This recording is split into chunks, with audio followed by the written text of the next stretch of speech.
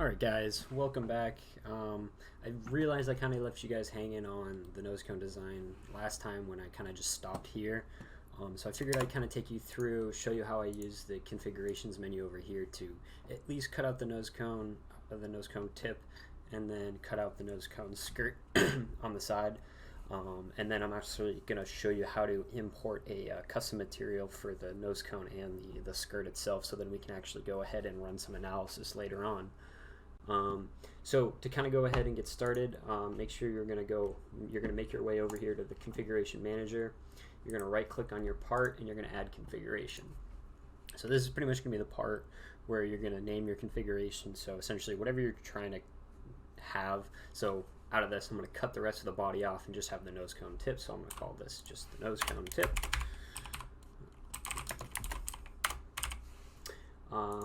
I'm not really going to put a description and a comment, but essentially whenever you input things here, it'll get called into the properties of the configuration, and it can actually be imported into drawings later on. So that's kind of useful, so just keep that in mind.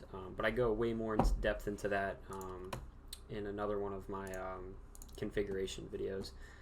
So if you want to learn more about the configurations, go check that out. It's a lot longer and a lot more in depth. But essentially, to go ahead and get started, I'm going to go ahead and I'm going to start the outline for where I'm going to have my Nosecone. So essentially what I'm thinking right now, and I already went this over in the Nosecone design video, a stainless steel kind of tip, arrowhead tip kind of looking thing that the shell gets mounted to, and then the load gets transferred through a load rod. So we might as well get started on the actual Nosecone tip itself. So I don't necessarily have set values for these. So like this 2 inches for the Nosecone stainless steel tip is just from the top to the start of the skirt, or to the start of the attachment point, and then I'm going to have 2 inches of attachment. And you'll see what I mean in a second. But essentially, this entire part is going to be made out of the it's going to be made out of steel, and it's going to be sacrificial. So this part is probably going to be melted by the time this vehicle is back down. Probably the Nosecone is going to be melted completely into like a splinted spherical end. So that'll be kind of cool to see once that comes around. But for now, let's go ahead and make the outline. So I'm actually going to offset entity the edge of the Nosecone here. I'm actually going to throw it reverse. Well, I'm going to throw it out, and then I'm going to offset entity that line back onto the part over here.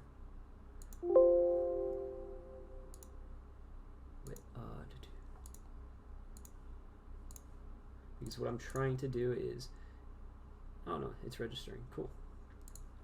It's because I want this line to snap to the outline of the Nosecone, so then that way if we ever update the actual profile of the Nosecone itself, so if we ever update the profile of the Nosecone itself, it will update all these values for me, and I won't have to go back in there and change it. So that's really, really useful. And then this one, I'm going to go over here, but we're going to add another point.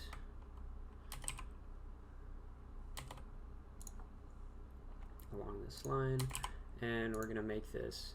So I don't exactly know how thick the epoxy matrix needs to be in order to survive the flight. I'm just going to assume 1/8 of an inch for now, so 0.125 inches.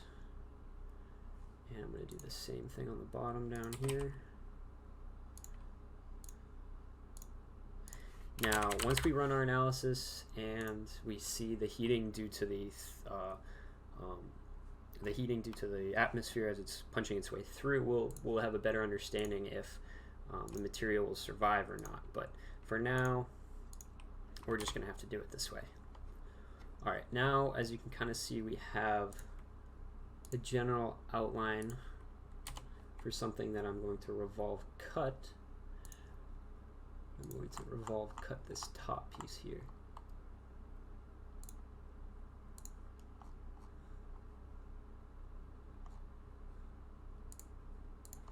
I'm putting this way out here, so then I know it's getting cut out. Oh, and I missed.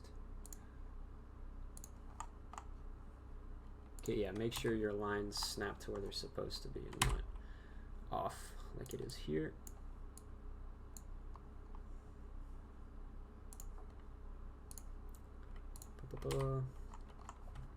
Alright, so now I'm going to actually trim this part too. Cool.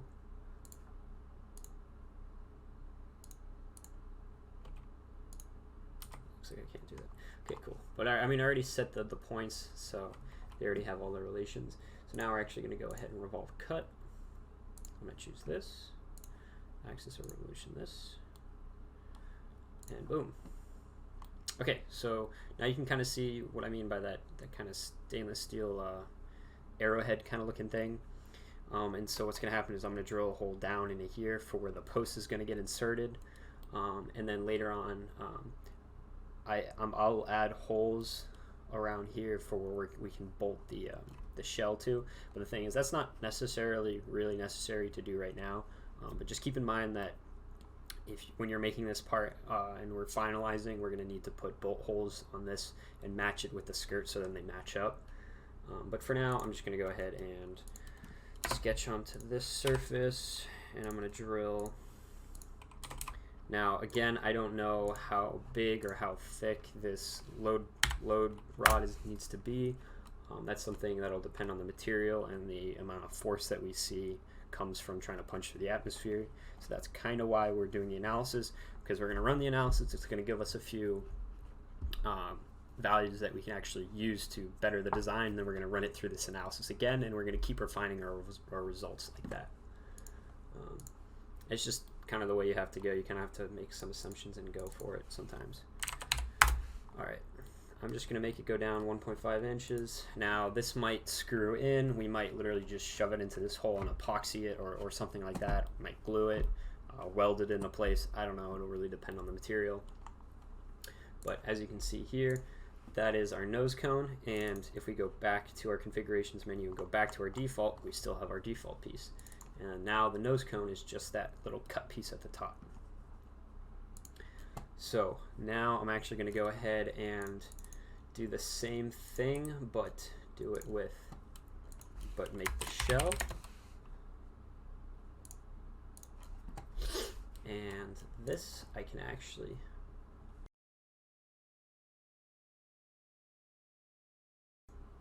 All right, we're going to try this again. Take two. So get it on the front plane, sketch. We're going to go ahead and make a center line for this boy here. I'm actually going to make a secondary one that goes above it here, because I think what was happening last time is that I was selecting the contour and I was selecting the center line that was part of the contour, so it was not, sometimes doesn't like that, so just keep that in mind.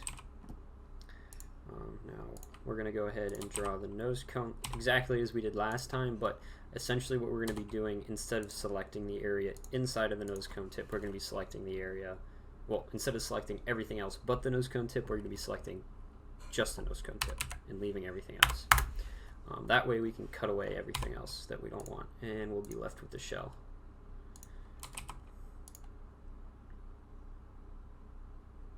Where's your goddamn center point? Alright, cool.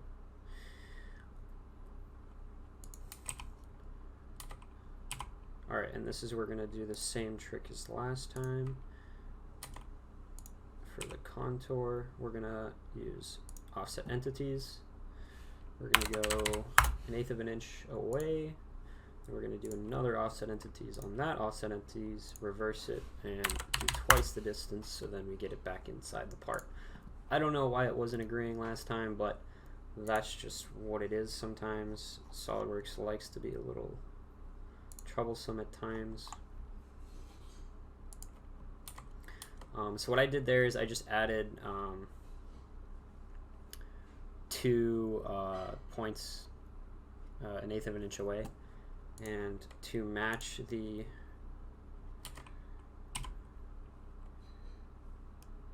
And to match the way that I have the nose cone,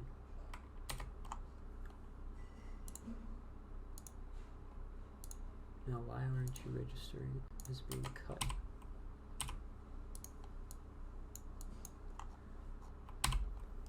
See, that's the trouble of using spline sometimes. It just doesn't want to get selected.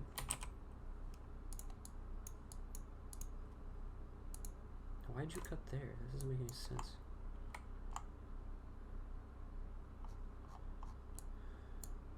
Alright, cool. That's what I wanted. So now, yeah. So then now I'm just going to put a straight line between here and here, because then that now matches how we did the nose cone tip. And I'm going to go ahead, offset entities.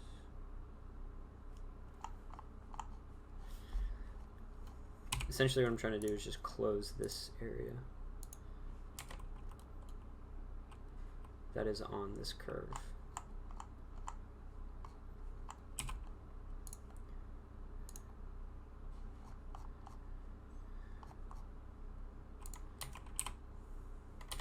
I think now I should be able to revolve cut. So I'm going to pick this line that I threw up at the top there, select that inner guy. Sweet, that does the right thing. Use a 1/4 inch or 1/8 of an inch, and then we're going to go down here, and then we're going to select, oh damn it,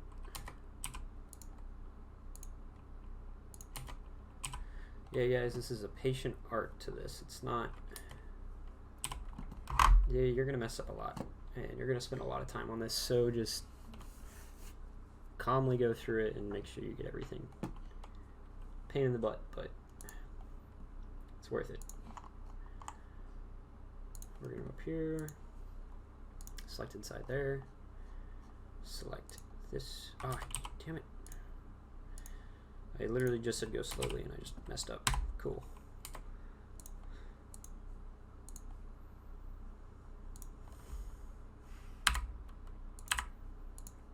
So select this, and select that. And then we're going to go this guy. And we're going to hit check. And that should be it. Sweet. Okay, cool. So with that done, we're going to go ahead into the configurations, make sure everything else is still set. And what should happen is that default should be normal. Nose cone tip should just be that part, and shell should just be above that. Cool. Now if I go ahead and do file, make assembly from part, I should be able to make the two, and they should fit more or less exactly perfect.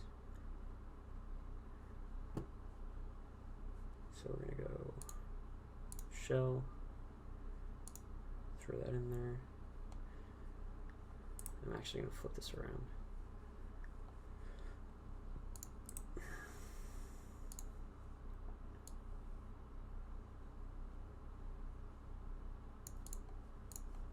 Okay, and then I'm going to go ahead and insert the, well, why did I do that? It's right here. Nose cone, and I'm going to flip that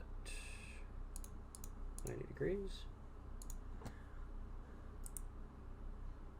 Now this is where I can hide the sketch and mate the two. So I'm actually going to do this smooth cyclical surface to that, and boom, they fit right perfect. And the outside's pretty much flush. Everything should be more or less